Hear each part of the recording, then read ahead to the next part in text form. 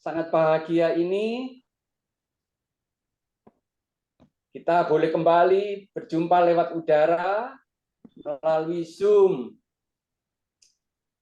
Pada yang baru masuk, ada Nona Reti, Pak Joni Wijaya, juga Ibu Yanti Panap, diucapkan selamat malam, selamat bergabung bersama dengan kita pada malam hari ini.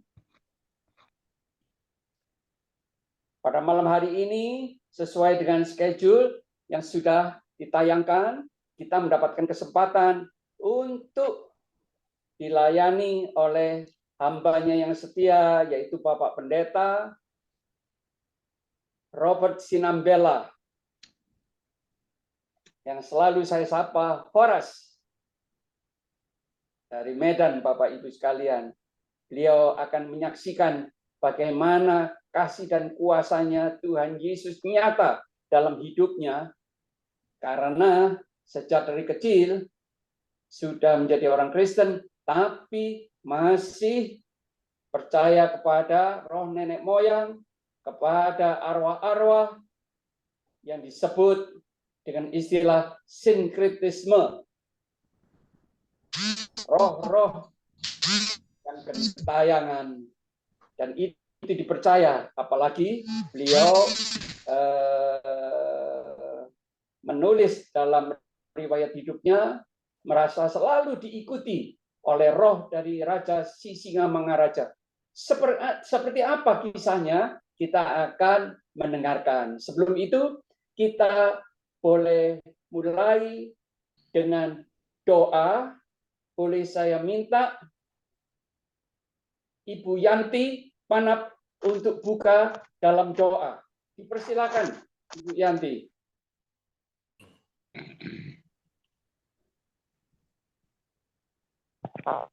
Ya, baik. Nah, sebelum kita memulai dengan mendengarkan kesaksian dan juga firman Tuhan, kita akan berdoa.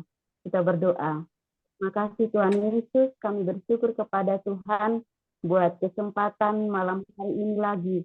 Kami boleh dapat diperkumpulkan, dipertemukan melalui Zoom untuk kami boleh dapat menyaksikan perbuatan Tuhan yang ajaib. Kami boleh mendengarkan firman Tuhan yang selalu menguatkan setiap kami dalam perjalanan hidup kami selagi Tuhan izinkan kami ada di dunia. Karena itu kami berdoa biar semua yang kami dengar malam hari ini boleh dapat memberkati hidup kami dan kami juga dipakai untuk memberkati orang lain. Memberkati bapak-bapak yang akan memberikan kesaksian dan juga akan Bapak Samuel yang akan menyampaikan kebenaran firman Tuhan, biar pengurapan Tuhan, hikmat Tuhan turun atas setiap mereka, sehingga semua kami diberkati dan Tuhan yang dipermuliakan melalui pertemuan kami malam hari ini. Ini doa kami kepadamu, dalam nama Yesus kami berdoa, kami siap memulai. Haleluya, amin. Amin. Amin. Terima kasih Ibu Yanti. Puji Tuhan. Nah, Bapak Ibu, sebelum akan dilayani oleh Bapak Pendeta Robert Sinambela dengan kesaksiannya, boleh saya minta dengan hormat nanti yang akan memberikan ulasan dan doa penutup, yaitu Bapak Joni Wijaya.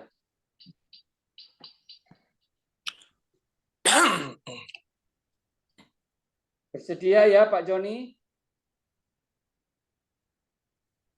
Halo Pak Joni.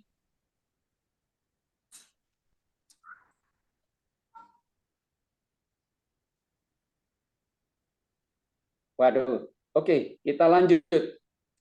Dipersilakan Pak Pendeta Robert Sinambela. Baik Pak, terima kasih atas waktu dan kesempatan yang diberikan kepada kami. Dan kami sangat menghargai dan menghormati waktu ini, di mana kami boleh bersama-sama dengan bapak-bapak, ibu-ibu, hamba-hamba Tuhan yang kami yakini secara luar biasa juga mengalami pengalaman spiritual bersama dengan Tuhan. Dan saya sangat diberkati beberapa kali lewat Zoom ini dari kesaksian-kesaksian hamba-hamba Tuhan yang dipakai Tuhan secara luar biasa. Dan saya juga banyak belajar, terinspirasi di tengah-tengah Zoom kita. Ya, yang saya kenal di sini bapak-bapak yang begitu senior, tetap bersemangat. Ini memberikan inspirasi bagi kami untuk tidak pernah berhenti, tetap setia berjalan bersama dengan Tuhan. Bapak Ibu, Saudara yang terkasih dalam nama Yesus Kristus, ya tadi di awal hamba Tuhan Bapak Pendeta Gamaliel Samuel telah memperkenalkan kami, yaitu kami seorang hamba Tuhan yang saat ini melayani di satu sidang, namanya Gereja Kristen Maranatha Indonesia, itu di Kota Medan, tepatnya ke arah Belawan atau Medan Utara, dekat daerah pelabuhan, daerah industri. Nah, Bapak Ibu, saya sebelum terjun ke dalam dunia pelayanan, ya saya juga sebagai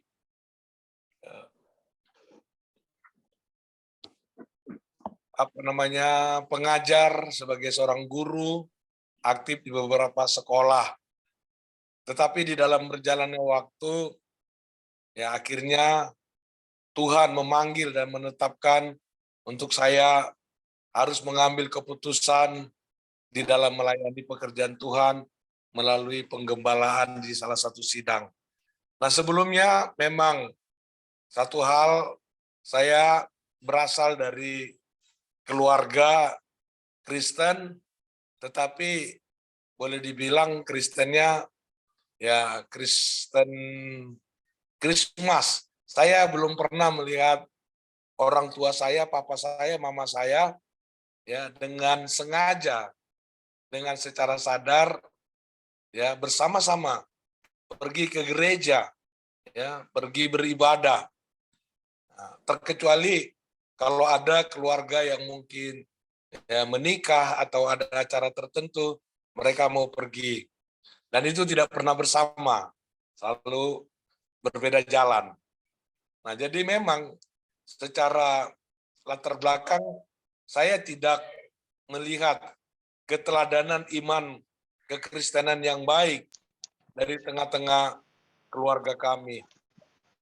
Dan kemudian juga dari tengah-tengah keluarga lebih cenderung, lebih condong kepada keyakinan akan yaitu adat istiadat dan kepercayaan-kepercayaan leluhur. Hal ini mungkin dilatar belakangi oleh asal-usul kami dari marga, karena marga Sinambela itu salah satu bagian dari keluarga dari sisi Mangaraja, sehingga ada memiliki satu keyakinan bahwa roh-roh nenek moyang itu selalu memberikan perlindungan dan pertolongan, dan selalu bertanya kalaupun ada sesuatu hal. Jadi artinya iman kekristenan, keyakinan tentang kekristenan itu ya hanya sekedar di permukaan sajalah. Artinya kita beragama orang Kristen, ya kita percaya, kita percaya ya bahwa keselamatan ada di dalam Dia, tetapi responnya tidak respon yang benar, tidak memberikan satu respon yang positif, memuji, memuliakan, mengagungkan, dan mensyukurinya. Jadi demikian saya di dalam perjalanan saya juga, ya saya meyakini hal yang seperti itu. Memang dalam pelaksanaannya saya tidak melakukan ritual-ritual yang sebagaimana dalam keseharian saya, ya, dalam doa saya selalu mencampur adukkan antara doa Kristen dengan doa-doa kepada leluhur, kepada roh-roh yang nggak kelihatan. Dan selalu saya merasa sepertinya ya itu ada roh-roh pembisik untuk menuntun saya dalam melakukan atau dalam bertindak terhadap sesuatu. Nah, sehingga ya saya kadang-kadang kalau untuk menjaga kemurnian diri saya, ya saya harus mandi air jeruk purut, ya tidak makan daging babi, dan lain-lain sebagainya.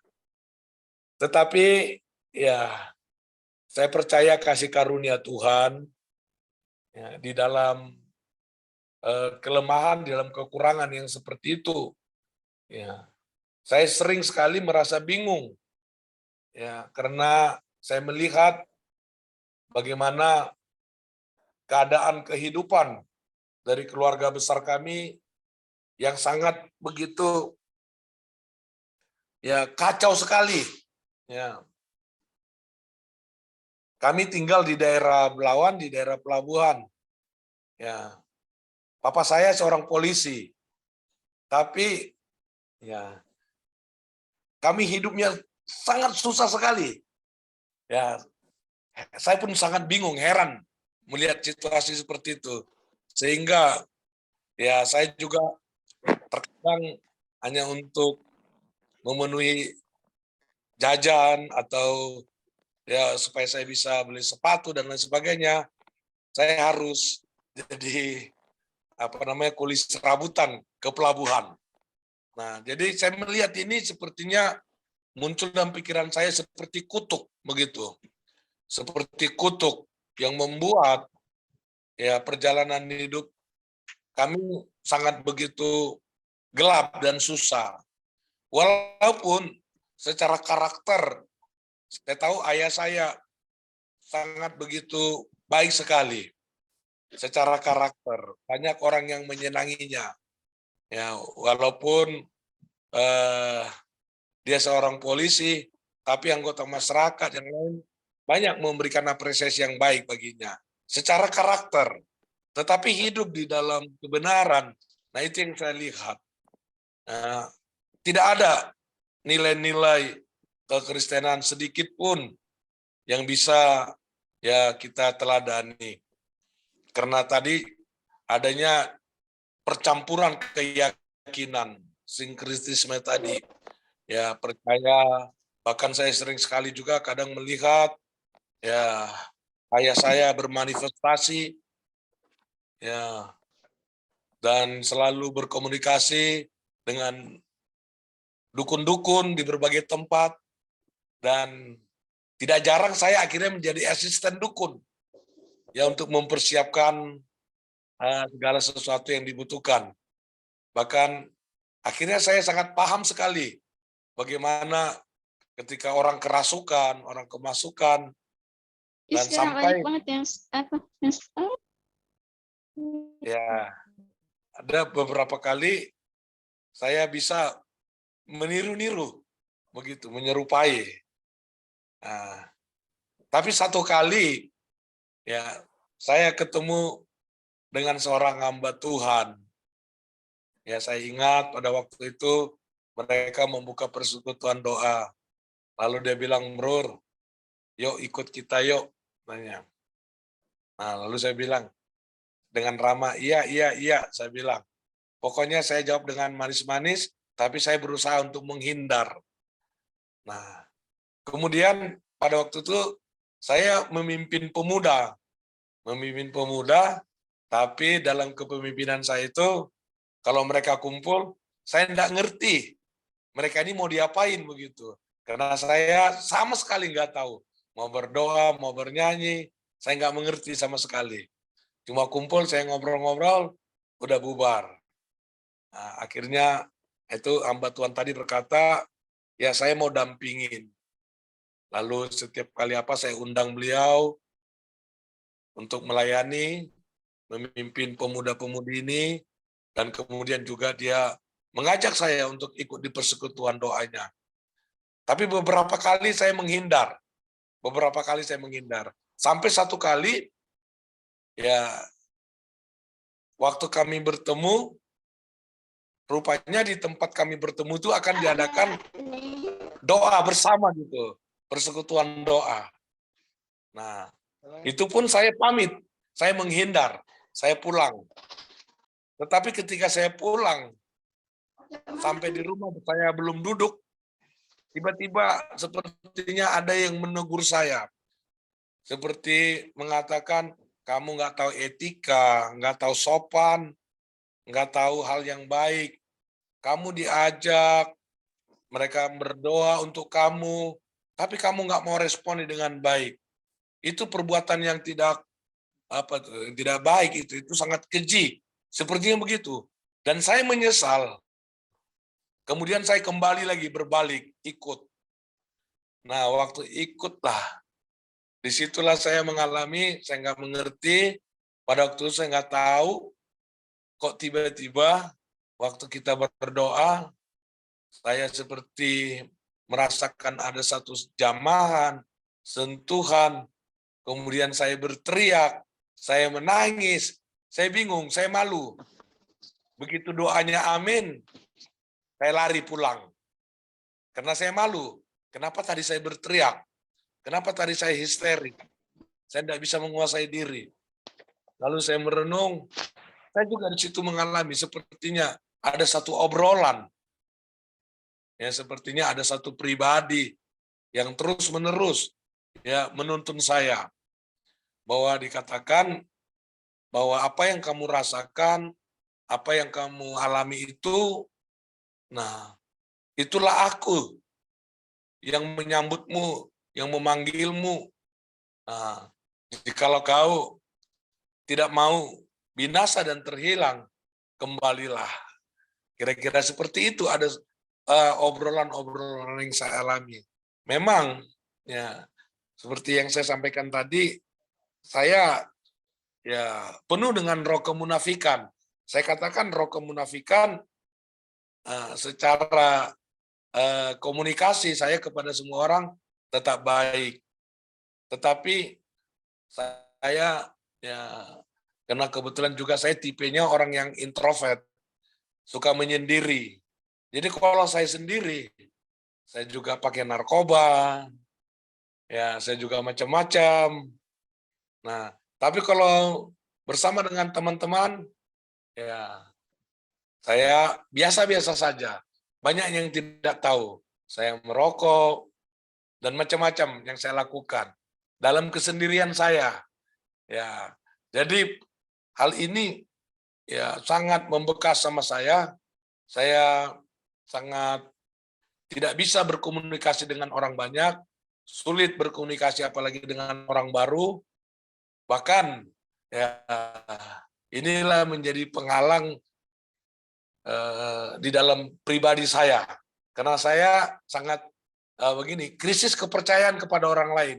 Saya anggap orang lain itu juga ya munafik, penuh dengan tipuan, ya itu hanya semua kamuflase, ya hanya intrik-intrik, sehingga ya sudahlah, ya untuk apa banyak-banyak apa. Jadi roh penghakiman, ya berpikir negatif, ya itu sangat terus membekas di dalam pemikiran saya. Nah, jadi setelahnya saya mengalami lawatan zaman Tuhan itu, saya bilang, iyalah baiklah, saya mau jadi orang Kristen yang baik-baik, tapi cukup hanya saya. Nah, tetapi beberapa hamba Tuhan yang dipakai Tuhan dalam beberapa karunia, nubuatan, penglihatan, dan lain sebagainya menyampaikan, kamu harus jadi hamba Tuhan. Nah, Tuhan bilang, kamu dipakai untuk memberikan makanan rohani bagi banyak orang. Karena saya cuma tertawa. Kenapa saya tertawa? Karena saya nggak bisa ngobrol lebih dari sekian menit di tengah-tengah orang rame. Saya suka menghindar. Saya nggak bisa ngobrol banyak. Dan saya juga kalimat-kalimat saya tidak terstruktur dengan baik.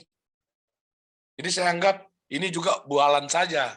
Hanya cuma sekedar untuk memberikan hiburan di hati saya. Jadi saya bilang, saya dalam hati kecil saya, ya ini gombal lagi nih, saya pikir. Tapi ya puji Tuhan, Bapak Ibu, Saudara, dengan berjalannya waktu, Sampai satu kali saya hanya bilang saya akan bantu-bantu pelayanan, terus saya cukup membantu beberapa pelayanan, saya hanya di balik layar, hanya mendukung, tapi sampai satu kali saya merasakan sepertinya kekeringan, hampa, ada yang kurang, seperti itu. Nah, kemudian Tuhan bilang, kamu harus mengikuti panggilan dan pilihanku. Nah, ini satu keputusan yang berat bagi saya. Itu seperti yang saya katakan tadi, dalam komunikasi pun saya sulit. Ya, saya nggak tahan di tengah-tengah keramaian. Saya sering kesepian di tengah-tengah keramaian, merasa sunyi. Karena ini memang sudah terbawa dari didikan di awal. Papa saya orang yang baik, orangnya yang masa bodoh, tapi mama saya kalau dia marah, memang dasar anak nggak tahu diri, anak nggak tahu untung. Kamu tahu siapa kau, sadar. Itu sering sekali hujatan itu. Kamu nggak tahu apa-apa, kamu bodoh, ya, kamu orang yang miskin, yang tol. Sepertinya begitu terus.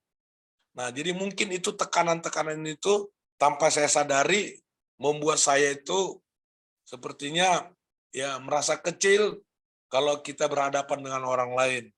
Jadi untuk menutupi ini, ya saya dulu memang akhirnya saya pernah terjun menjadi seorang petinju. Ya, jadi petinju, saya olahragawan petinju. Jadi kalau saya marah sama orang, kalau kamu macam-macam, ayo kita di mana kita main. Nah, untuk menutupin tadi, kau nggak pakai, nggak bisa, masa kamu kayak gini? Ayo kita buktikan. Nah, jadi itu juga saya kira tipuan-tipuan juga. Akhirnya saya sadari, nah tadinya setelah dalam pertemuan, saya anggap itu pertemuan dengan Tuhan. Setelahnya saya evaluasi, saya renungkan, Tuhan itu baik, terus dia menuntun saya, dia tidak biarkan saya, karena di daerah kami itu ya cukup yang namanya hal-hal yang kejahatan seperti itu, ya luar biasa lah namanya. Kita sama maklum kalau di daerah pelabuhan itu segala-galanya ada. Ya, perbuatan-perbuatan yang jahat, yang hitam. Nah, akhirnya Tuhan angkat, kemudian saya dikatakan harus mengambil satu sikap tindakan untuk penggembalaan. Lalu saya coba, oke deh, saya mau. Saya bilang, saya coba, kalau memang itu Tuhan mau. Nah, dan sampai satu kali saya membuka satu persekutuan. Nah, ketika saya membuka persekutuan, di situ saya melihat banyak jiwa-jiwa yang haus, yang betul-betul membutuhkan. Tapi lagi sekali pada waktu itu saya mengalami kepahitan juga, kekecewaan. Nah, karena memang mungkin paradigmanya pada waktu itu masih seperti itu. Gembala saya mungkin merasa khawatir bahwa saya akan menjadi ya rivalnya begitu. Menjadikan rivalnya nanti ke depan. Nah, akhirnya ya satu kali keputusan ya saya hentikan.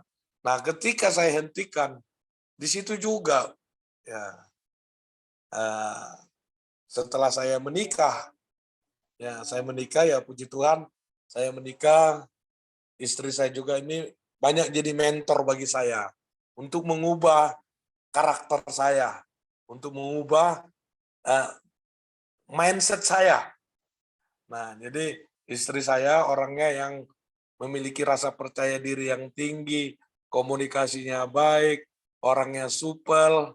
Nah, kalau saya sementara, kalau ada pertemuan, saya datangnya terlambat, nanti pulangnya duluan.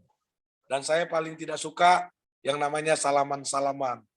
Tapi ketika saya bersama dengan istri saya, dialah yang terus mengatakan, tidak boleh begitu.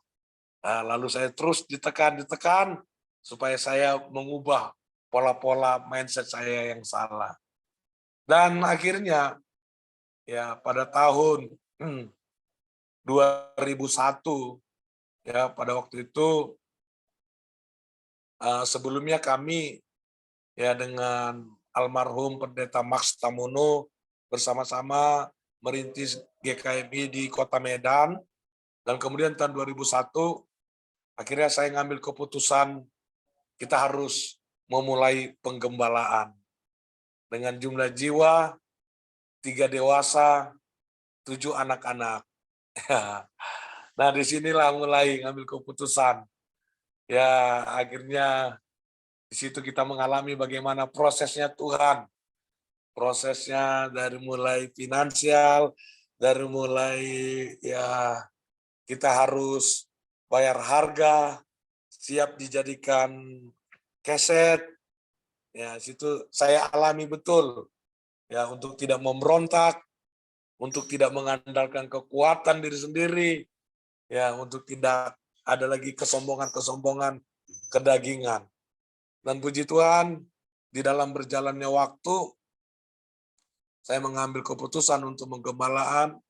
Ya, Tuhan terus tuntun, dan akhirnya ya saya ikut berkecimpung di berbagai bidang, berbagai kegiatan ya pelayanan, dan Tuhan mengubahkan mindset saya, jalan pikiran saya, bahwasanya ya berjalan bersama dengan Tuhan tidak ada yang mustahil. Ya, tadinya orang yang menganggap, yang menilai ya kita tidak akan bisa berbuat apa-apa, bahkan tidak menganggap seorang yang tidak berguna, tapi setelah mengambil keputusan untuk melayani Tuhan sepenuh hati, sepenuh waktu buat Tuhan, banyak berkat yang sangat luar biasa mengubahkan kehidupan kami. Semua anak-anak ikut melayani, satu ada di Jakarta juga melayani, 2 bersama dengan kita di sini. Dan sekarang salah satu hal lagi yang saya syukurin, ya, yang mengubah mindset kami juga, kami sekarang menjadi gereja kegerakan. Saya tidak bermimpi menjadi gereja yang besar dengan jumlah jemaat yang besar, dengan gedung yang besar, ya, tapi kami sekarang mulai belajar dengan gereja kegerakan, pemuritan, dimulai dengan gereja keluarga, rumah-rumah. Walaupun memang kami masih sidang yang kecil, ya jumlah jiwa yang kami layani, kalau di gereja di sinode, hanya mungkin sekarang kurang lebih 500 jiwa yang kami bisa layani, tetapi ya dalam gereja kegerakan kami mulai memberkati gereja-gereja yang lain, ya tanpa memandang denominasi. Kami juga sekarang ini sedang bergerak untuk melakukan pemuritan ya lintas denominasi, bahkan lintas budaya, karena memang kami melihat ya betapa Tuhan itu mengasihi semua suku bangsa, mengasihi semua tingkat kehidupan. Nah, ini yang semakin menggairahkan saya adalah ketika saya melihat yang tadinya saya sudah memang pernah hampir menyerah,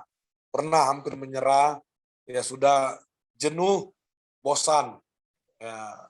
Tetapi lagi sekali, nah itu saya yakin sekali bahwa Tuhan kita memang bukan sekadar Tuhan simbol, semboyan, slogan, tapi Tuhan kita Tuhan yang hidup, ya, yang terus yang menyentuh kita, membawa kita dan berbicara kepada kita, ya, untuk kita tidak khawatir, untuk kita tidak takut, untuk kita tidak ragu.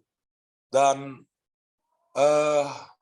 satu hal yang sangat begitu luar biasanya yang saya lihat, ya, yang saya rasakan, yaitu ketika sekalipun saya ya memiliki satu kelemahan yang sangat luar biasa, yang begitu sukarnya untuk melakukan tindakan-tindakan seperti penginjilan kemana, penjangkauan kemana, ya. Tapi yang saya alami sesuatu hal yang unik, yaitu justru jiwa-jiwa yang datang. Ya, ada beberapa orang datang menemukan saya, yang saya juga tidak kenal sama sekali, yang saya tidak tahu. Ya, mereka justru datang menyerahkan diri untuk dilayani.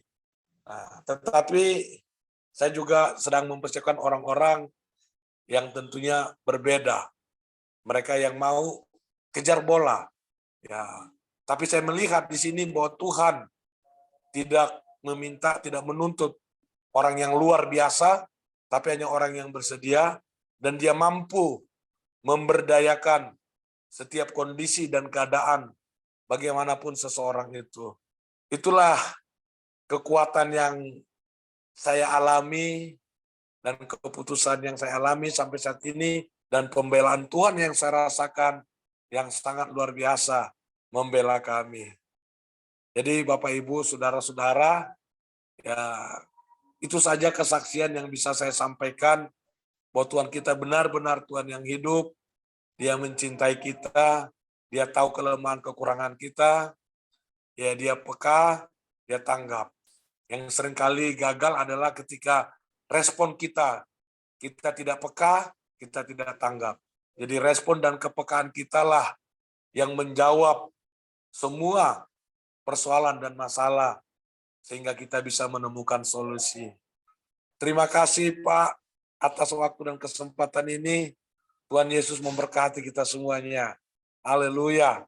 Oras bagi kita. Amin. Horas, terima kasih banyak Pak Pendeta untuk kesaksiannya yang sangat indah. Terima kasih Pak. Terima kasih Pak. Sungguh ajaib kasih dan kuasanya Tuhan dalam hidupnya Pak Pendeta, boleh mengalami keluar dari cengkeraman roh-roh leluhur nenek moyang, keluar dari situasi, kondisi yang penuh dengan kekerasan karena tinggal di daerah pelabuhan,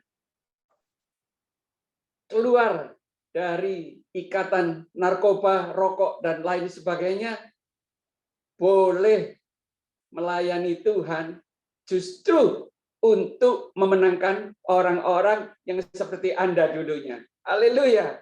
Yang masih dibelenggu, yang masih terbelenggu. Puji Tuhan. Kita akan gandeng tangan untuk saling menopang. Siapa tahu sekali waktu kita akan bisa sampai di Medan untuk berpartisipasi bersama dengan Anda. Berjuang bersama. Puji Tuhan. Terima kasih Pak Pendeta. Terima kasih. Sungguh luar biasa.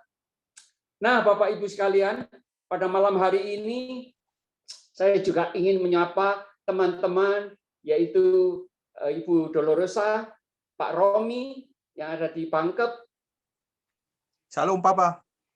Delvi dari STT SOE, Pak Joni Wijaya, Shalom, yang Bapak. mungkin sekarang ada di Bali. Puji Tuhan sudah bisa join bersama dengan kita. Ada Pak Dr. Matius Kitu dari Waingapu, Sumba Timur. Selamat malam Pak Dokter. Puji Tuhan. Puji Tuhan. Nah, juga ada yang namanya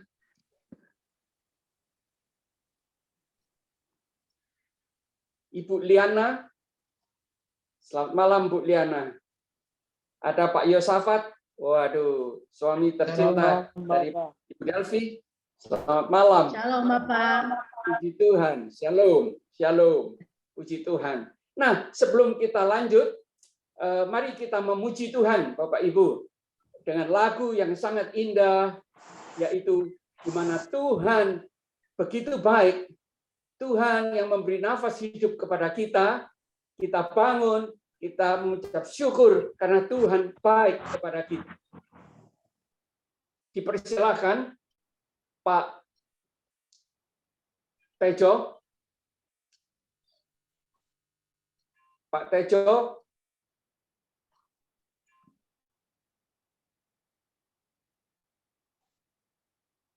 Pak Tejo ada?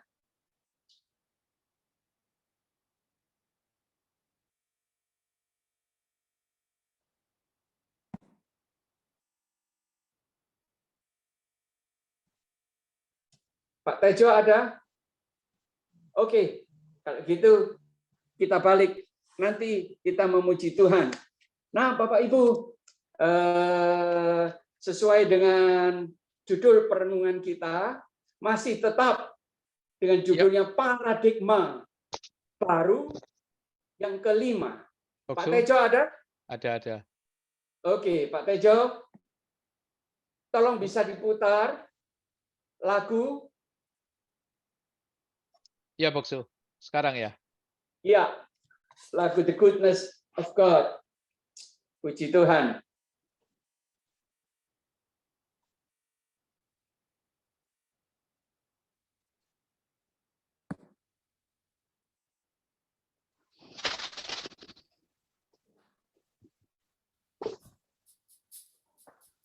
I love you, Lord, for your mercy never fails me. All my days I've been held in your hands. From the moment that I wake up until I lay my head, I will sing of the Sejak aku goodness of bangun God. tidur, I love aku your merasakan kebaikan Tuhan. You have led me through the fire in the darkest night. You were close like no other. I've known you as a father. I've known you as a friend. And I have lived in the goodness of God. Kita mengucap syukur pada Allah Bapa di surga yang menjaga melindungi kita saat kita tidur malam seperti seorang anak All my life you have been so bersyukur kepada Ayah. yeah. With every breath that I am able, and I Setiap nafas hidup yang bisa dilakukan adalah karena kebaikan-Mu, ya let me hear you say, Tuhan all Allah. my life you have been faithful. Dalam segenap hidupku, Kau begitu setia. You've been so good. Dalam hidupku, Kau begitu baik, ya Tuhan. That I am able, and I will sing of the goodness of God. With every breath that I am able. Aku rindu untuk memuji Engkau karena kebaikan-Mu, ya Of the Tuhan. goodness of God. With every Aku breath masih tak pernah I karena kebaikan. will Aku mau memuji Engkau untuk kebaikan-Mu, ya Tuhan. With every breath that I am able. I will 'Cause I will sing of the goodness of God.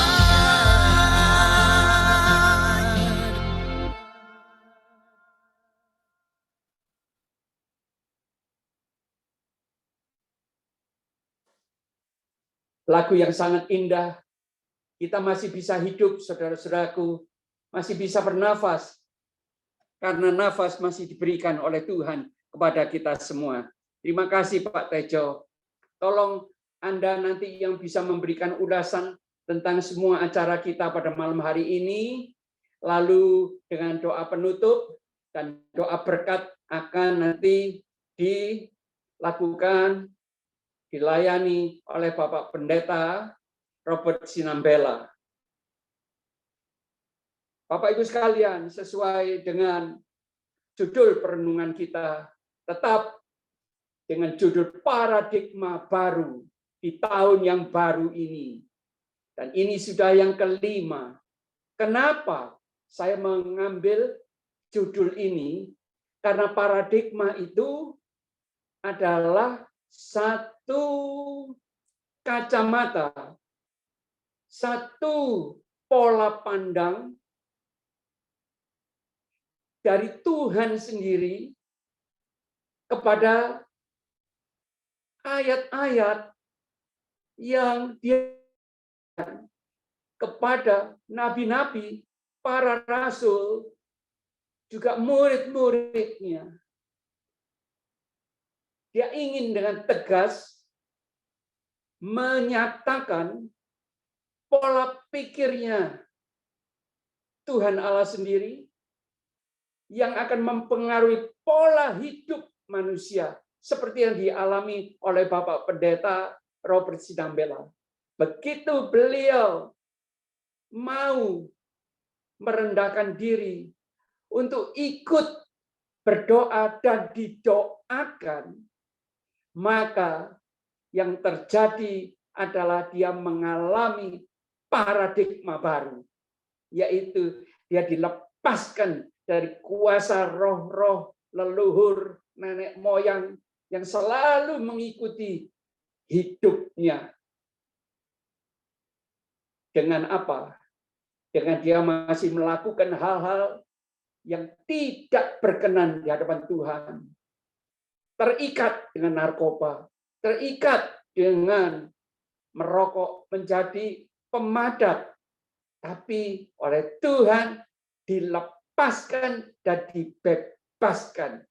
Ini adalah konsep jelas, yaitu paradigma Tuhan memanggil murid-muridnya sesuai yang ditulis di dalam kitab Matius 10.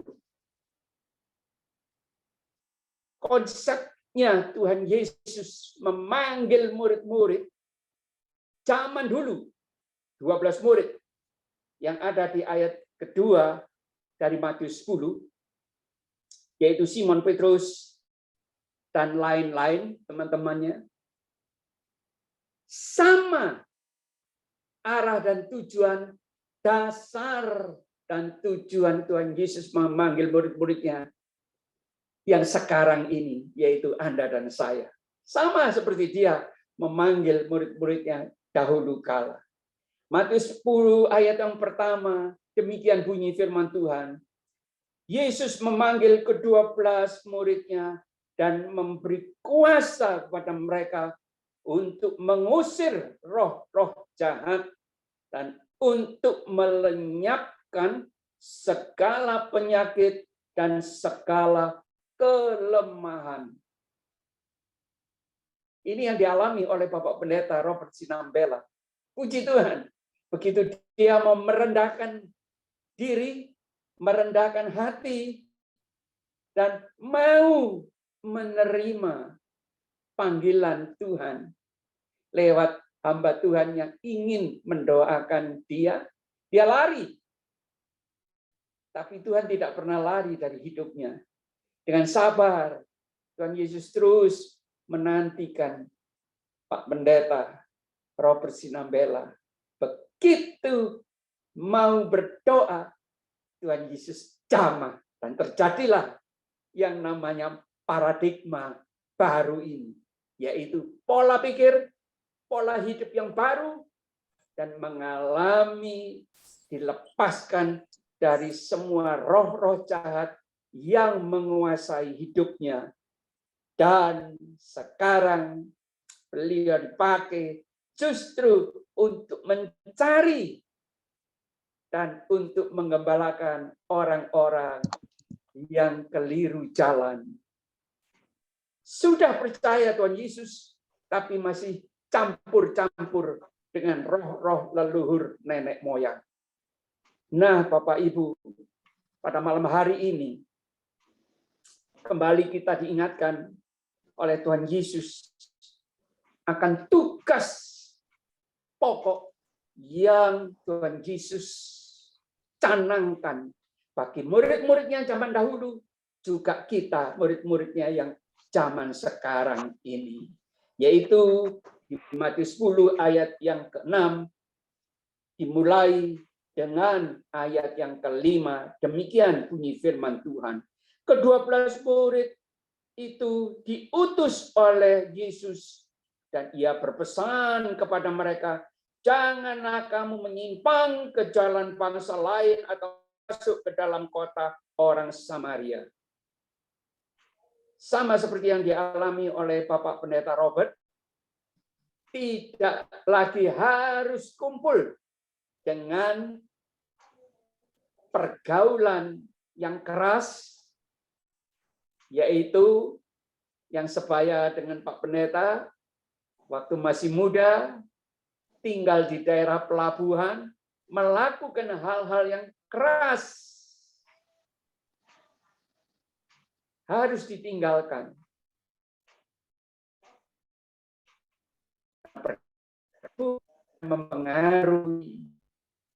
Akan mempengaruhi iman dan pengharapan kita. Ayat yang selanjutnya, ayat yang ke-6. Melainkan pergilah kepada domba-domba yang hilang dari umat Israel. Pergilah dan beritakanlah kerajaan surga sudah dekat. Malam hari ini, firman Tuhan ini masih berlaku, tetap afdol. Bukan cuma untuk zaman dahulu, murid-murid harus pergi ke orang-orang Israel yang salah jalan, tetapi ternyata juga banyak orang-orang yang sekarang ini sudah percaya kepada Tuhan Yesus sebagai juru selamat hidupnya, sebagai penebusnya, tapi masih suka keliru jalan. Juga ada orang-orang yang belum mengenal arti keselamatan. Itu sebabnya Anda dan saya harus pergi untuk memberitakan Injil, yaitu kabar baik, kabar damai, sejahtera, dan sukacita.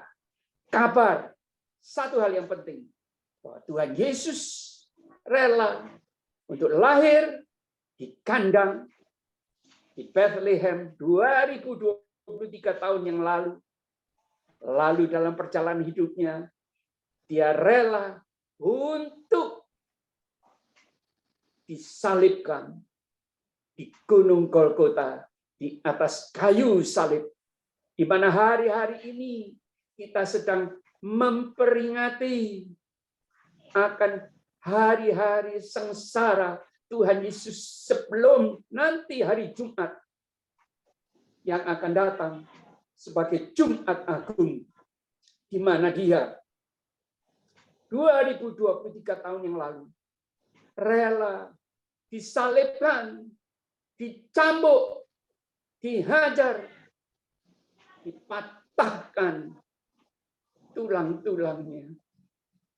Tangannya harus dipaku, kakinya harus dipaku dengan paku yang besar untuk menahan supaya dia tidak jatuh dari kayu salib.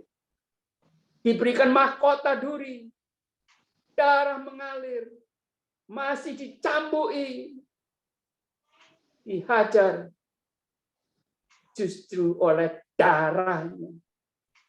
Anda dan saya menerima keselamatan. Haleluya. Ini yang Tuhan Yesus pesan lewat orang yang pernah memburu-buru kaum percaya 2023 tahun yang lalu. Bahkan lebih. Membunuh mereka. Tapi Tuhan Yesus justru datang untuk menjumpai orang yang jahat dan sadis ini. Dia berjumpa dengan orang yang pembunuh ini. Siapa orang yang pembunuh ini? Saulus, yang dipanggil kemudian Paulus. Dialah pembunuh orang-orang Kristiani.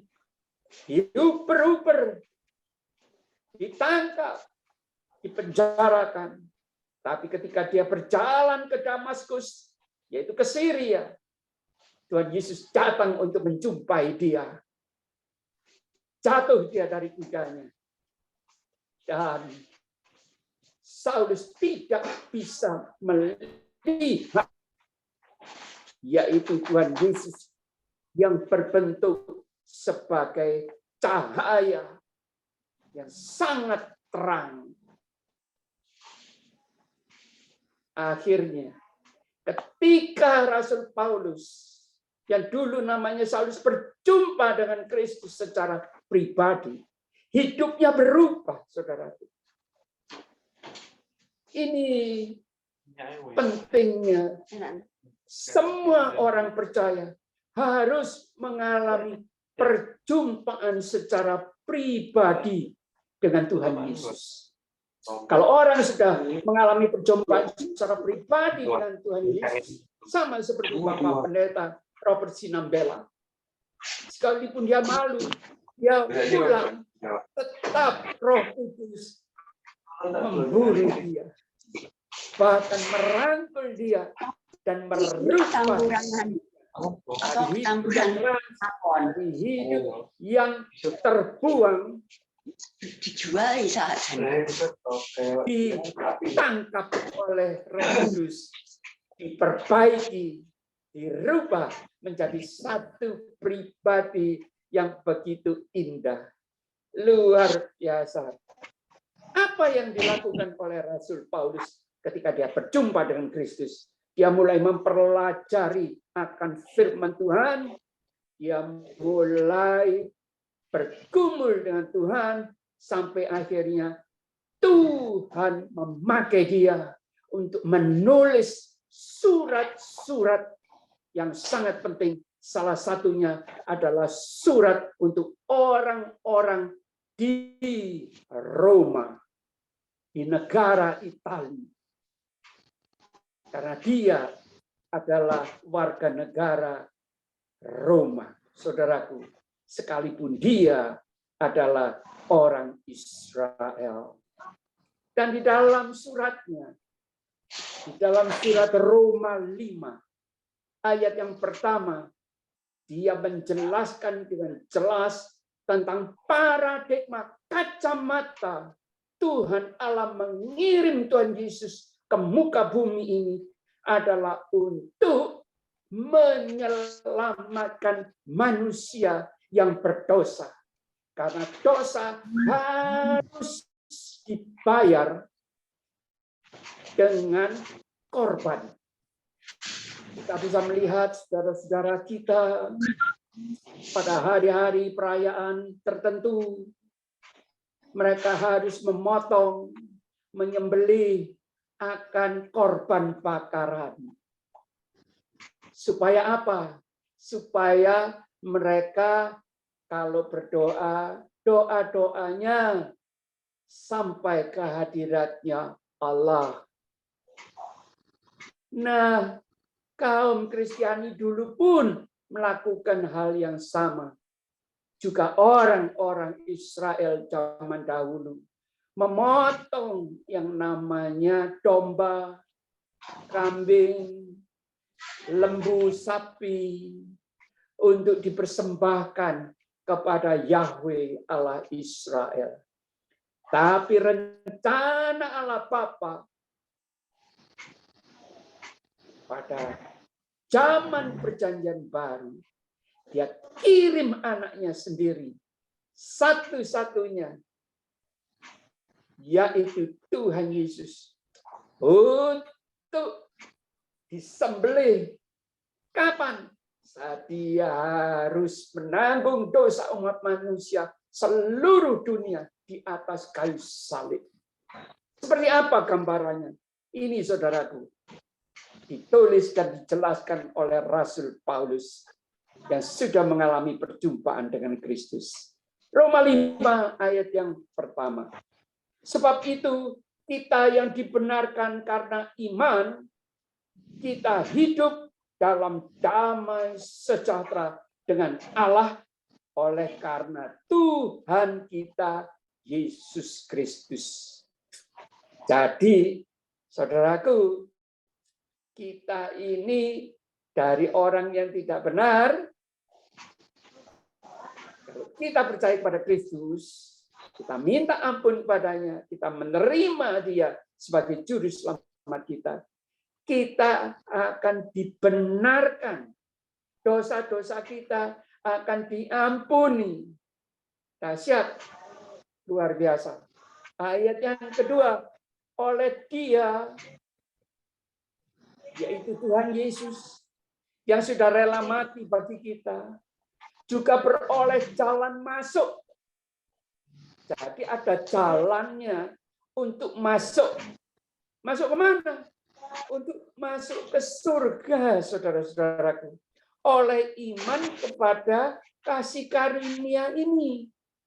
Kasih karunia apa? Hanya kita percaya kepada Tuhan Yesus telah mengampuni dan mau rela mati untuk mengampuni kita. Yang kita kenal dengan anak domba Paskah. Dia disembelih di kayu salib, keluar darah, sampai harus ditombak rusuknya, harus mati. Ganti domba-domba, binatang seperti lembu, sapi, kambing yang kita harus sembelih dan korbankan kepada Tuhan. Tuhan Yesus mengganti semua korban-korban dengan dirinya sendiri. Luar biasa, saudaraku. Ini yang membuat jalan kita masuk. Dan kita tidak mengenal arti keselamatan. Kita mulai masuk ke dalam area daerah surga, yaitu tempat yang nyaman, tempat keselamatan. Haleluya. Ayat yang ketiga. Itu masih ayat yang kedua terakhir. Di dalam kasih karunia ini kita berdiri dan kita bermegah dalam pengharapan akan menerima kemuliaan Allah. Jadi kita ini dikasih pengharapan oleh Tuhan Yesus yang sudah rela mati bagi kita, yaitu kemuliaan Allah, yaitu keselamatan. Gimana kalau kita selamat masuk surga? Ada jaminan? Oh, ada. Percaya Yesus dijamin. Dijamin. Mana ayatnya? Mari kita lihat ayat selanjutnya. Ayat yang ketiga. Dan bukan hanya itu saja. Kita malah bermegah juga dalam kesengsaraan kita.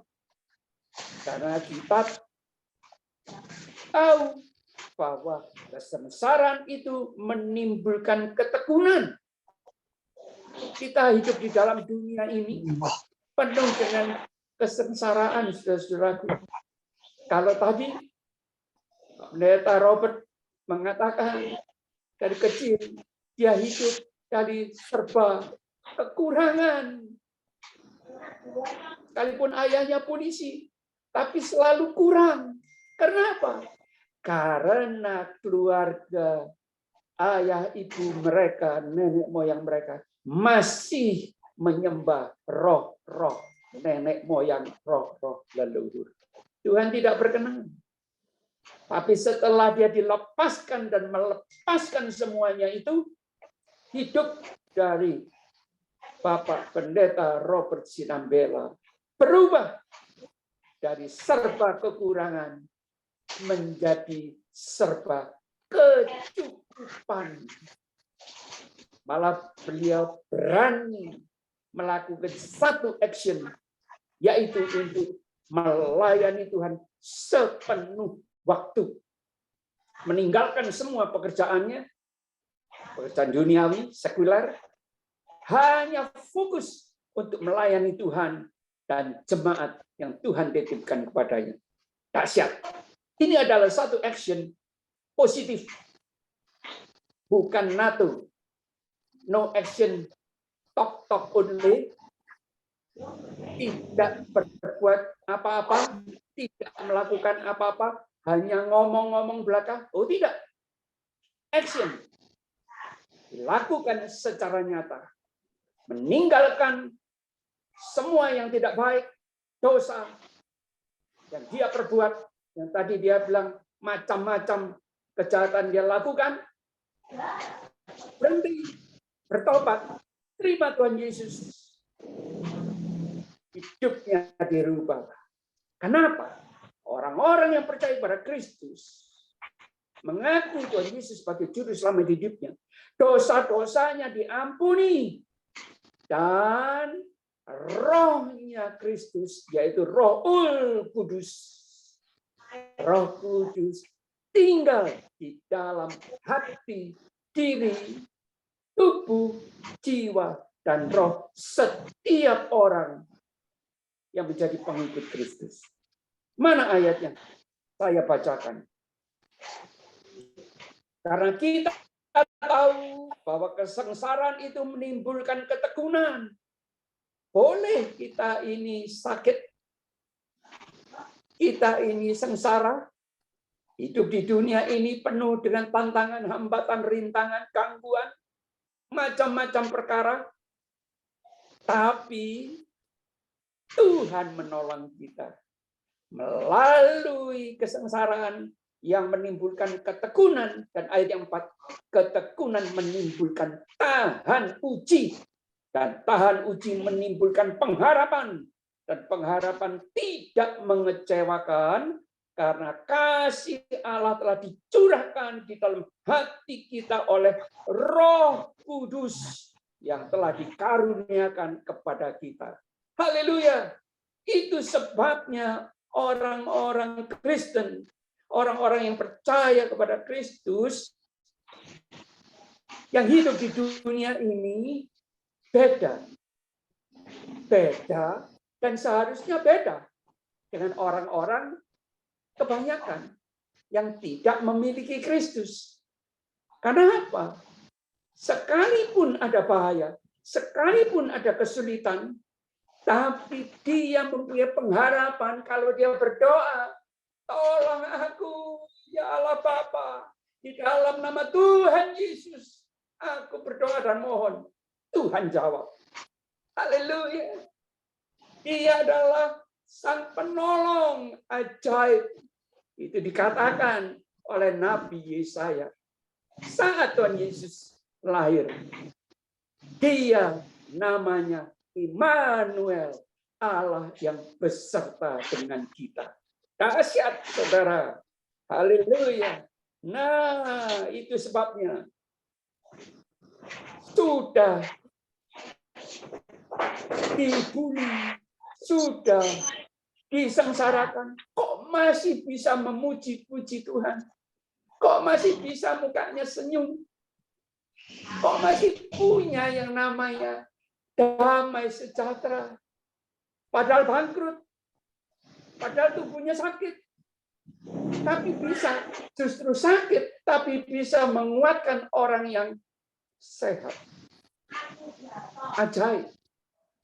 Luar biasa. Ya, Bapak Ibu. Itu terjadi waktu saya sakit berat, keluar masuk rumah sakit. Tuhan masih bisa menghibur saya. Dan saya masih bisa katakan kepada Bapak Pendeta yang mendoakan saya, yang bertanya kepada saya, "Hai Samuel, engkau sudah sakit sekian lama, keluar masuk rumah sakit 4 tahun. Di sini ada kakak Davi di sana, di mana kakaknya almarhum Ibu Elga Ui yang merawat saya. Bisa menyaksikan.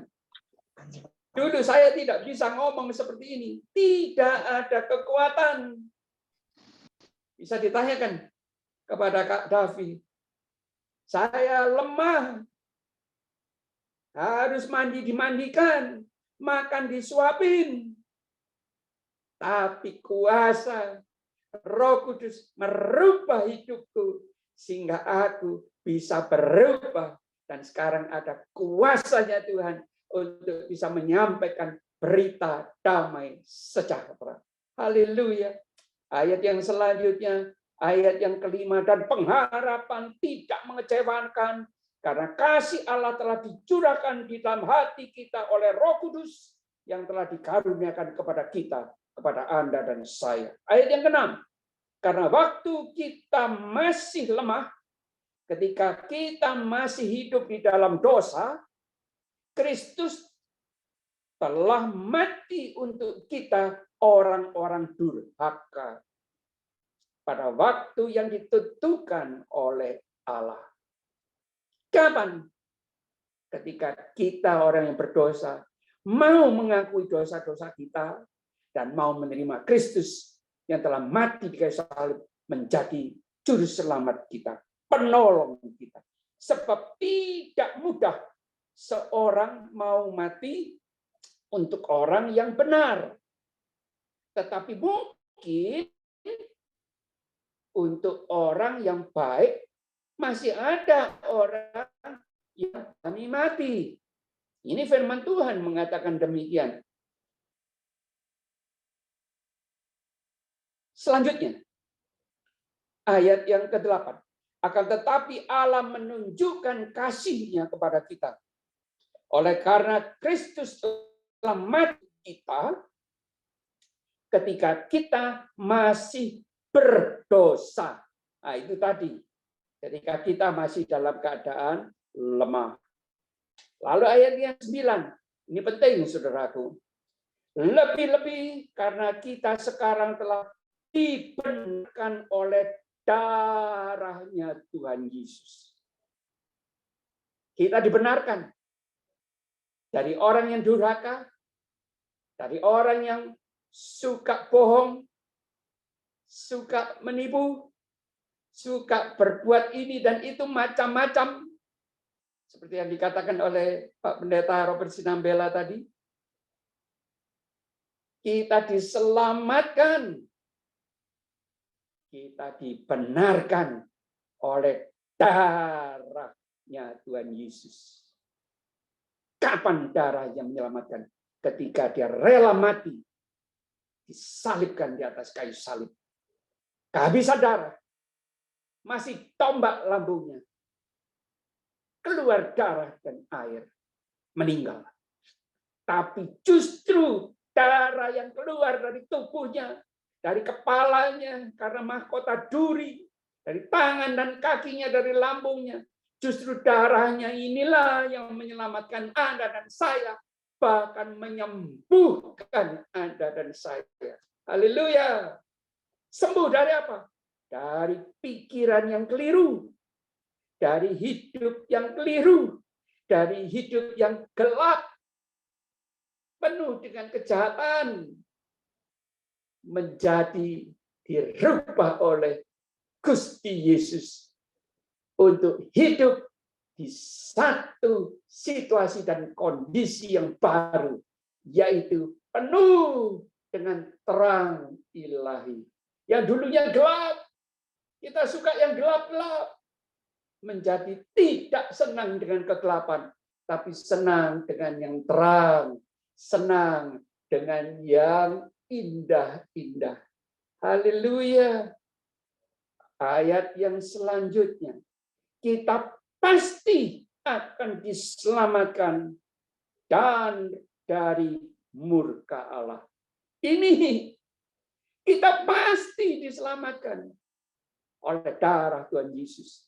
Kita pasti diampuni dosa-dosa kita dan diselamatkan, artinya beroleh keselamatan, beroleh hak untuk masuk kerajaan sorga. Ini paradigma, ini konsep dari Allah Bapa mengirim Kristus untuk lahir di kandang, supaya dia lahir di hati kita yang jahat, yang gelap seperti kandang, penuh dengan roh-roh, sifat-sifat penghuni kandang. Penghuni kandang Ada yang namanya kambing nakal, kambing. Ada yang namanya burung merak, sombong, saudaraku. Ada yang namanya singa, kejam, suka mencapik-capik, suka makan makanan yang bukan haknya dimakan. Tapi setelah Kristus masuk, dia mati di kayu salib, dia bangkit dan naik ke surga, dia kirim rohnya, Roh Kudus, untuk tinggal di dalam hati kita. Semua yang hitam-hitam harus pergi. Karena apa? Yang terang bertahta di hati kita. Ada keselamatan, ada jaminan, masih diulang kembali di ayat yang selanjutnya. Ayat yang ke-10.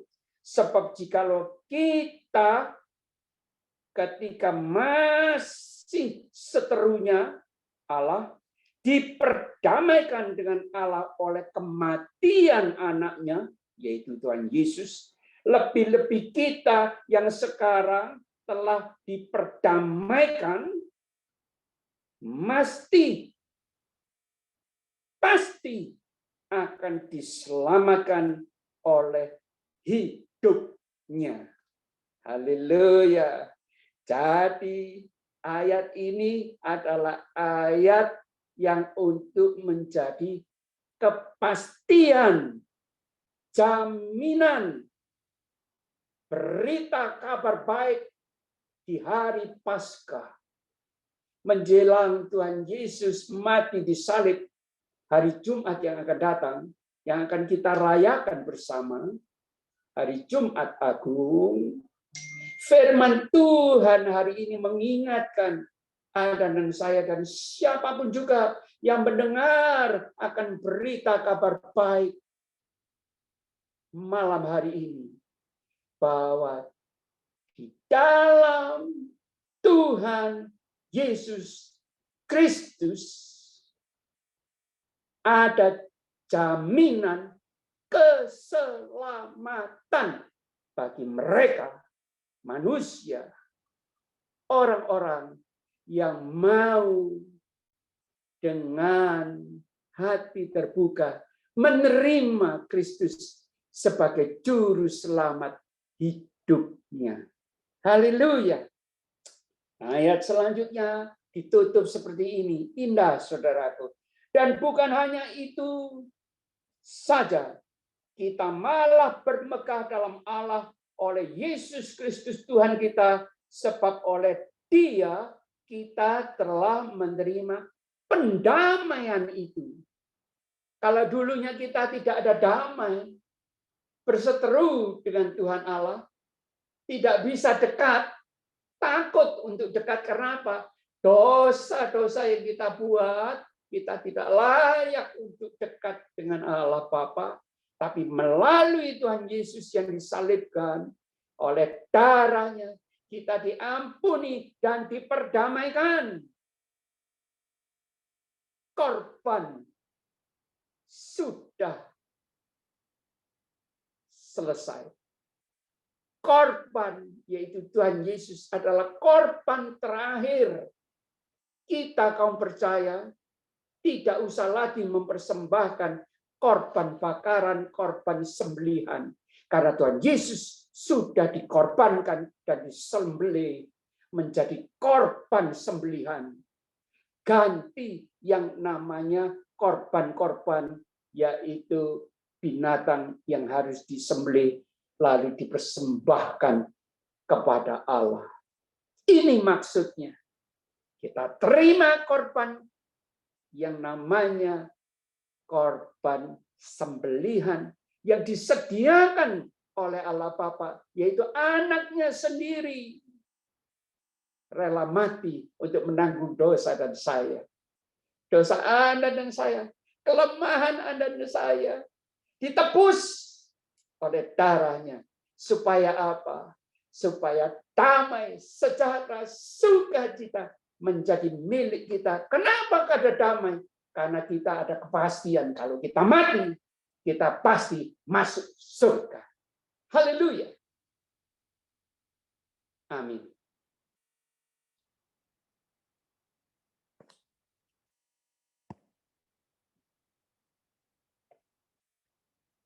Puji Tuhan, boleh saya minta kesediaan dari Pak Haryanto Tejo untuk memberikan ulasan, lalu doa penutup, dan kemudian nanti boleh saya minta dengan hormat Bapak Pendeta Robert Sinambela untuk memimpin dan memberikan doa berkat. Saya persilakan Pak Tejo. Iya, Pak Boksu. Tejo ada? Ya, Boksu. Silakan Pak Tejo. Ya, selamat malam rekan-rekan di dalam Tuhan. Saya tadi mendengar kesaksian dari Pendeta Robert dan juga khotbah dari Boksu Sam. Saya menyimpulkan bahwa sesuai dengan lagu tadi yang dinyanyikan ya, The Goodness of God, bahwa Tuhan itu sungguh amat sangat baik. Saking baiknya, nggak hitung-hitungan. Saking baiknya itu ya. Nah, saking baiknya, makanya Tuhan itu mengejar kita. Sampai yang salah-salah pun, yang kita kadang-kadang tersesat, belum sesuai dengan kehendak Tuhan pun, Tuhan tidak menghakimi. Tapi Tuhan itu mengejar kita. Mengejar kemana? Disuruh benar. Disuruh benar. Jadi kalau secara kata-kata ya, berarti kalau kita mengalami kesulitan-kesulitan, keresahan, kesengsaraan, ataupun risau hatinya kita itu sebetulnya ada kegundahan dalam hati kita, berarti kan secara tidak langsung kita kan bilang sukacita kita belum bisa penuh. Gitu. Nah, karena belum bisa penuh, itu artinya kebaikan Tuhan itu mengejar kita. Nah, kok aneh di dalam kesulitan kok kebaikan Tuhan mengejar kita? Iya, karena apa? Dengan kesulitan itu, kesengsaraan itu menyebabkan kita berpikir. Dan kita bisa berbalik arah atau berbalik menyesuaikan dengan kehendak Tuhan. Jadi kalau tadi disimpulkan dari kesaksiannya Pendeta Robert, Tuhan memanggil itu bukan dengan cara yang enak ya Bapak Ibu ya. Tuhan memanggil itu bukan dengan cuma dengarkan khotbah-khotbah begini, terus apa namanya, pengertian-pengertian kita ngerenungkan gitu. Aduh, kita berusaha mengerti firman Tuhan itu rasanya gampang atau biasa, seperti pelajaran sekolah gitu. Tapi enggak, Bapak Ibu. Tuhan memanggil kita itu dengan segala pengajarannya. Iya, kesulitannya itu satu paket.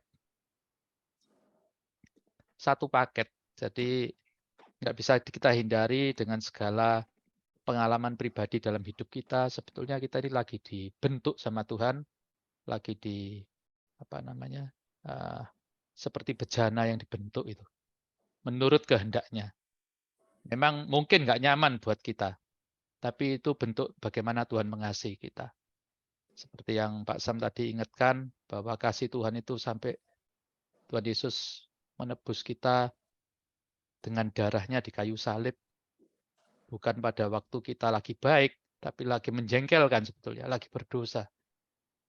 Dan semuanya kita ini diingatkan lagi bahwa kita ini dibenarkan oleh darah Tuhan Yesus. Berarti bukan benar kita ini, Bapak Ibu. Tapi kita ini dibenarkan. Kalau kita benar masih enak ya, tapi kita ini dibenarkan. Jadi memang kita ini memang dalam tanda kutip kalau mau dibilang sebetulnya kita ini sebaik-baiknya kita pun masih dianggap brengsek itu sama Tuhan. Tapi karena cintanya yang brengsek-brengsek ini, itu kita dibenarkan. Jadi ya saya pikir kita bersyukur ya bahwa kita memiliki Tuhan yang bukan hanya berkuasa, yang adil, tapi mengasihi kita, sehingga kita kalau mau bayar dengan segala kesalahan kita itu, rasanya juga Tuhan tidak rela gitu untuk kita menderita, untuk membayarnya semua itu. Sehingga panggilannya memang kasihnya sempurna, tapi panggilannya kita supaya kita juga menjadi sempurna, itu kita dibentuk Bapak Ibu. Jadi ya ingin mengingatkan saya juga pada waktu saya mengalami banyak pergumulan, ya artinya saya lagi dibentuk sama Tuhan. Nah, tinggal cari itu dibentuknya di mana. Jadi jangan fokus sama kesulitannya, sama kelemahan tubuhnya. Kelemahan tubuh ya memang sudah pasti. Ya, terus kalau ada sakit-sakit, ada apa gitu, menurut saya, ya itu hakikatnya kita di dunia. Tapi kalau kita sakitnya tidak mendapatkan damai sejahtera, nah itu jadi persoalan. Berarti ada yang miss, ada yang salah. Kalau ekonomi kita lagi digoncang, ganjingkan oleh Tuhan, ya mungkin kita mungkin masih ada sedikit di mana harta berada, di situ hati kita berada gitu. Mungkin ya, meskipun kita tidak mengakui gitu. Ya ayo kita sama-sama jujur di hadapan Tuhan, karena Tuhan itu tidak minta kita benar, cuma minta kita jujur aja. Minta kita jujur, terus kita mengakui bahwa kita lemah, kita minta pertolongan Tuhan. Ya, saya kira itu cukup. Kasih Tuhan sempurna, karena kita dibenarkan di dalam segala kesombongan, kelemahan kita, di dalam segala ya yang mungkin mengasihi Tuhannya juga tidak jelas gitu ya. Itu kita ini cuma berharap atau butuh Tuhan saja, tapi mengasihi Tuhannya mungkin perlu dipertanyakan. Saya kira itu kesimpulannya dari Boksu Sam. Boleh Bahwa, saya tambahkan sedikit, Pak Tejo? Ya, silakan Boksu. Sebelum Anda tutup dalam doa. Saudara-saudara, saya lupa, tapi saya mau sharing, saya mau saksi tentang ayat yang tadi bermegah juga dalam kesengsaraan kita, karena kita tahu bahwa kesengsaraan menimbulkan ketekunan, ketekunan menimbulkan daya tahan, tahan uji, menimbulkan pengharapan, dan pengharapan tidak mengecewakan. Apa arti ayat ini? Seperti yang dialami oleh ibu saya, saudara-saudaraku yang kekasih, yang lahir dari keturunan bukan orang percaya, tidak mengenal akan Tuhan Yesus. Yang buat dia adalah nabinya yang bernama Isa Al-Masih. Mengerti? Satu kali dia berjumpa dengan Kristus, Isa Al-Masih, putra Maryam, yang datang seperti cahaya ketika dia sedang sembahyang tahajud, memakai rukuh, pakaian putih-putih. Setiap malam dia lakukan itu. Tahu-tahu satu hari, Gusti Yesus rawuh datang untuk menjumpai dia. Jatuh dia. Dan terjadi dialog. Dia mengatakan, aku mengasihi engkau. Disebut nama ibu saya. Dalam bahasa Belanda, ik heb jou lief. Waduh, ibu saya sangat sukacita. Dan dia merasa ada tangan yang halus seperti kapas membelai-belai kepalanya. Sejak saat itu, dia sekolah di Milo, guru-gurunya orang-orang Belanda. Dia tanya, aku mengalami ini. Oleh guru-gurunya orang Belanda dikasih Alkitab. Dan Alkitab itu dia baca, dan baca. Dia makan firman Tuhan itu. Dahsyat. Melalui hidupnya, lahir gereja-gereja yang dikenal dengan gereja GKI di Jawa Timur ini. Di banyak tempat yang dimulai dari rumah kami di Malang. Dahsyat. Dan apa yang dialami oleh ibu saya, sekarang banyak dialami oleh saudara-saudaranya yang seiman dengan dia dulu. Tuhan Yesus datang. Bahkan saya melihat di YouTube ada seorang dosen yang dari kecil dididik sama seperti ibu saya. Diajar kitab suci, berjumpa dengan Kristus. Dia mengalami apa? Satu, sengsara, disengsarakan. Kenapa? Ditinggal, cerai oleh istrinya. Harus cerai dengan anak-anaknya. Tapi dia tahan. Dia bilang apa? Ya sudah, ini jalan hidupku. Apa yang dia lakukan? Dia sekarang menjadi penginjil. Malah menginjil, saudara-saudaraku. Dahsyat. Sama seperti ibu saya. Pendoa syafaat yang memberi semangat terus kepada ayah saya. Untuk apa? Planting church. Untuk mendirikan di mana-mana rumah ibadah untuk memuliakan nama Tuhan. Begitu, saudaraku. Itu yang dialami oleh ibu saya, juga oleh orang-orang yang sekarang ini banyak terjadi. Bukan cuma di Indonesia, tapi di seluruh dunia didatangi dan mengalami perjumpaan dengan Tuhan Yesus. Itu sebabnya lagunya sekarang ini lagi tenar di kalangan kaum anak-anak muda, yaitu lagu Tuhan Yesus tidak berubah, tidak berubah, tidak berubah. Tuhan Yesus tidak berubah, tak berubah selama-lamanya. Apanya yang tidak berubah? Kasih-Nya, pengampunannya, kesetiaannya, kasih sayangnya. Tuhan Yesus memberkati. Dipersilakan Pak Tejo untuk pimpin dalam doa penutup. Dilanjutkan dengan doa berkat oleh Bapak Pendeta Robert Sinampela. Dipersilakan.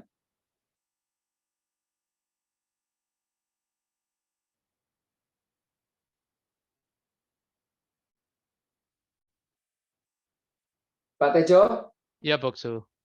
ya dipersilakan. Doa penutup, please. Ya, mari kita berdoa. Bapa di dalam surga, malam ini kami boleh diingatkan untuk semua kebaikan-Mu kepada kami, untuk semua usaha-Mu kepada kami, totalitas-Mu kepada kami, karena atas nama cinta-Mu kepada kami, Engkau melakukannya yang luar biasa, yang out of the box. Ampuni kami ya Tuhan, jika kami seringkali kurang bisa merenungkan kasih-Mu kepada kami. Biarlah kami boleh mengingat untuk di Jumat Agung dan di Paskah ini, bahwa kebaikan-Mu setahun sekali kami diingatkan setiap perayaan Jumat Agung, bahwa Engkau tidak main-main dengan kasih. Biarlah kami juga boleh belajar untuk merenungkan kasih-Mu dan boleh belajar untuk tinggal di dalam kasih-Mu ya Tuhan. Biarlah kami juga boleh memperjuangkan kasih-Mu di dalam dunia ini dengan pergi memberitakan Injil kepada sesama kami. Tapi biarlah kasih-Mu boleh tinggal di dalam kami dulu ya Bapa. Bimbing kami ya Roh Kudus. Tolong kami supaya sebelum kami memberitakan Injil, kasih-Mu nyata ada di dalam kehidupan hati dan pikiran kami dan perbuatan kami. Terpujilah nama-Mu Tuhan. Di dalam nama Tuhan Yesus, kami berdoa dan mengucap syukur untuk segala pertemuan malam hari ini. Haleluya. Amin. Amin. Dipersilakan Bapak Pendeta Robert Sinampela untuk doa berkat bagi kita semua.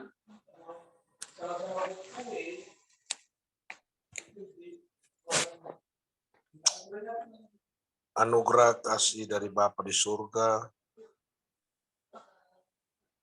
kasih sayang Yesus Kristus dan persekutuan Roh Kudus menyertai dan memberkati kita sekaliannya. Haleluya. Amin. Amin. Amin. Terima kasih Pak Pendeta Robert Sinambela Terima kasih untuk Pak. pelayanan Amin Pak. Terima kasih. kasih sayangnya kepada kita semua.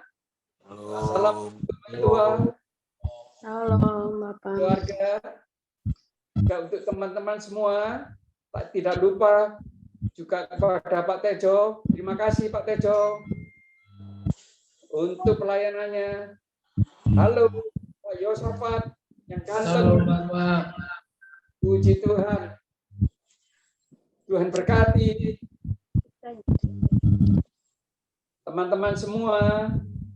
Halo, Tuhan berkati. kasih Bapak.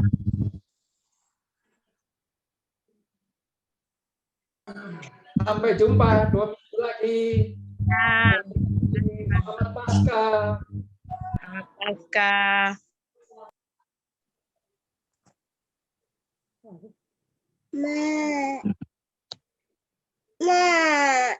Malam Bu Ina. Malam Bapak, agak Aduh, terlambat. puji Tuhan. Senang bisa jumpa lagi. Ya, terima Sehat kasih kuat, diberkati Tuhan. lambat. Ya Bapak. Dah. Ya Bapak. Selamat malam semuanya. Tuhan berkati. Terima kasih Ya, Bapak. Bapak. Malam.